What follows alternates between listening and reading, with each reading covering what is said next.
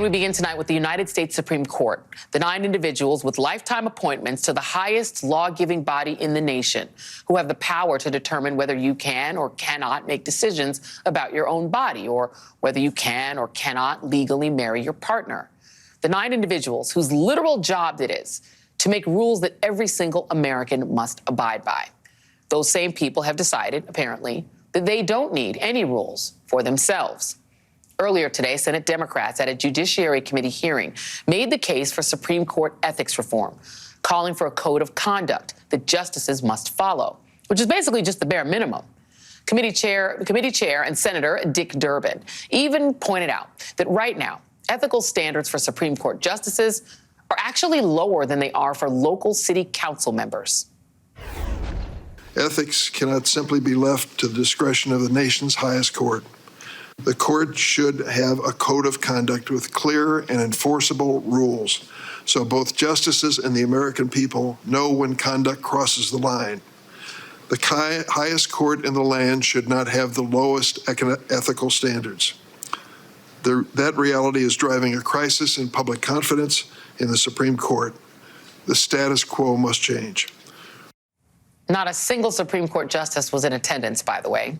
Chief Justice John Roberts snubbed the invite from Senator Durbin last week, offering instead a statement signed by all the justices in which they reaffirm and restate foundational ethics principles and practices to which they abide. Seriously. But let's just take a look at where those principles and practices have got us thus far, shall we? ProPublica revealed that Justice Clarence Thomas has failed to disclose luxury trips and private jet travel over the course of 2 decades, gifted to him by wealthy Republican donor and Nazi paraphernalia collector Harlan Crow. He also conveniently failed to disclose that Crow even bought Thomas's mother a house. There's also Justice Neil Gorsuch. According to Politico, 9 days after joining the bench, Gorsuch sold a property that he owned to the head of a major law firm that would go on to be involved in 22 cases before the High Court. And then you have Chief Justice John Roberts. Insiders reporting that Roberts' wife made over $10 million working as a recruiter for law firms who regularly appeared before the court. None of this was previously disclosed. And what the Senate is proposing in response to these efforts isn't some wild, far-reaching concept. It's actually pretty standard practice. Independent Senator Angus King and Republican Lisa Murkowski introduced legislation last week that would force the court to create a binding code of conduct and appoint an ethics officer to oversee it. While a separate bill proposed by Democratic Senator Sheldon Whitehouse would require the justices to adopt and follow an ethics code, impose standards for disclosing travel and gifts in line with rules for members of Congress, and create an investigative board to review complaints against justices. Essentially, just holding these 9 justices to the same standard as every single lower federal court judge in the country. It shouldn't be that hard.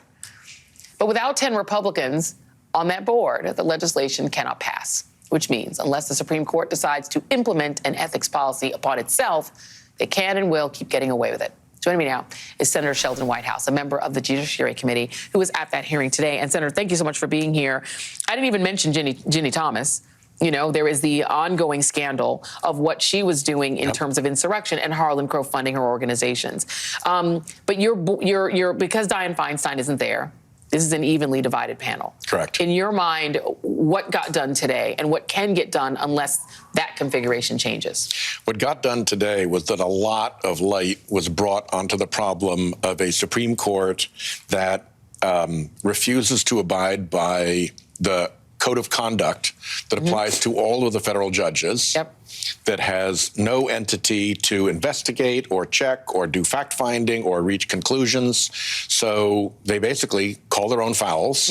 And you can imagine how well that works. And they get to make up the terms of the rules that they live under, which end up being very different from what regular judges with a real process actually live under. Some of the conduct that we've seen, including Clarence Thomas, not disclosing that Harlan Crow bought his mother's home and she still lives in it, doesn't pay any rent. Some of that seems like it also potentially could be criminal. Has there been any noise out of the Justice Department to say maybe they ought to start looking into it if there's nothing that the justices are willing to do to change their own behavior? There has not. What has happened is that the disclosure questions regarding Clarence Thomas have been sent by the Judicial Conference, which is the top administrative body of the courts, down to their so-called Financial Disclosure Committee, which then makes a recommendation as to whether to refer that matter to the Justice Department if there's reasonable cause to believe that Justice Thomas's failure to disclose might have been willful. So it could get to the department through that willfulness referral, and we'll be watching to see what happens, because the last time that happens, it seems to have died in the Financial Disclosure Committee. There seems to just be a sense of stasis, right? That they refuse. I mean, that letter was fairly arrogant, I will just say, as a layperson, from the Supreme Court Chief Justice, essentially saying, no thanks, we don't need your help, we're good, we don't have any ethical issues. But their approval ratings are in the basement. Right? They've dropped, 30 some odd points over the last 20 years. People don't trust them, and no one believes that they're not just politicians. I mean, you actually, let me play a you to you. This is you, Senator Whitehouse, questioning Chief Justice Gorsuch. This was back in 2017. Take a listen. My question is, do you think there's a public interest Senator, in disclosure of political funds in a democracy? That's, I don't think, a prejudgment. That's just a values proposition, and one of the considerations that you ought to be able to answer without much hesitation. And Senator, what I'm prepared to say is I recognize that as a matter of First Amendment interests, the Supreme Court has validated the proposition that disclosure serves important functions in a democracy. At the same time, the Supreme Court's also acknowledged that those disclosure functions can sometimes themselves have unintended consequences. You know, there's a sense that, number one, you can't believe anything that they said in their hearings. I'm sorry to say, because they also said things about stare decisis that turned out to be lies. Remember what they said about Roe versus Wade. What they said about Roe versus Wade. It's a settled law. It's settled law. But it also seems to me that at least the conservative majority, they act like little princes. Like they can take money and trips and whatever they want. There's nothing the rest of us can do about it, and yet we're expected to abide by their rulings, right? There's an asymmetry here. Yeah, it's a one-way street. It's a one-way street. Let's talk about the money. You talk a lot about this. The Leonard Leo money. Yeah. The new disclosures that it's not even clear that he didn't pick those justices that Donald Trump added to the court, the Trump 3, without the help of the Federalist Society, who we've all sort of come to think of the Federalist Society is serving up these justices, and they're just getting on the bench.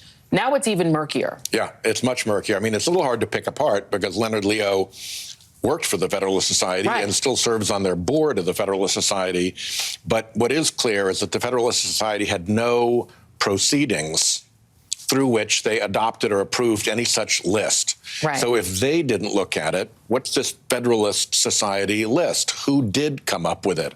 I think that's an important question, because if it is a bunch of right-wing billionaires operating in a back room at the Federalist Society with Leonard Leo as their little functionary, then that's a really important consideration in evaluating these justices. It's hard for me to sort of wrap my mind around the idea that you have potentially billionaires who are essentially deciding who's in the Supreme Court majority, you know, buying their way into a kind of power that we can't regulate, in which they get to decide things like burdens of taxation, which turn out to, weirdly enough, always turn out to be very low on the very rich, or regulation, which somehow always goes in the way of the super rich. And all the rules seem to always go in one direction. Yeah. And it's in terms of the elites. Statistically demonstrable which way the decisions lean of this court. And when you think of that, you know, the $580 million you mentioned that they burned setting up this operation, and even the $1.6 billion that they gave Leonard Leo as his little reward for his slush fund, that's chump change. Yeah. Compared to how much they make off of continuing to pollute for free, for instance, by stopping climate regulations. And also, they seem to be very clearly getting political goals ticked off. There has been a desire to overturn Roe versus Wade since, you know, the late 1970s, you know, well, 73 when it passed, till shortly after that. They've gotten that, check. They want deregulation, check. Everything they want that the far right sort of Christian minority wants, check, check, check, check, check. So it seems to me that if they're just another political body, why shouldn't they be regulated the way you all are regulated? Or like the judges are regulated. We're not asking much. We're asking that they be regulated in their ethics behavior the exact way that the rest of the federal bench is already regulated. Is the only way to fix this to expand the court? I think there are a lot of ways to fix this, and one of them is to pass a law that requires them to put in place a proper ethics infrastructure and bring a lot more transparency to the court. I have a bill that would put them under term limits. I was going to mention that. And that, I think, is an important way to regularize the process of replacing the judges. Yeah. So you don't get these political moments where Justice Kennedy is in touch with the Trump administration about resigning and trying to figure out how to get Kavanaugh on as his replacement. And right. all that political murk really does not belong around a judicial appointment. Set aside Leonard Leo and his billionaires. And then somehow we get a botched FBI investigation into Kavanaugh's past that somehow doesn't find anything. Yeah. It all is too cute by half, and it's too convenient. Yep. And it all points in the same direction. Big money. Big money and big political influence. Senator Sheldon Whitehouse, thank you for staying on this. Please come back. Thank you. And let us know if anything changes in terms of them deciding to, I don't know, come and talk to you. Thank you very much. Up next on the ReidOut.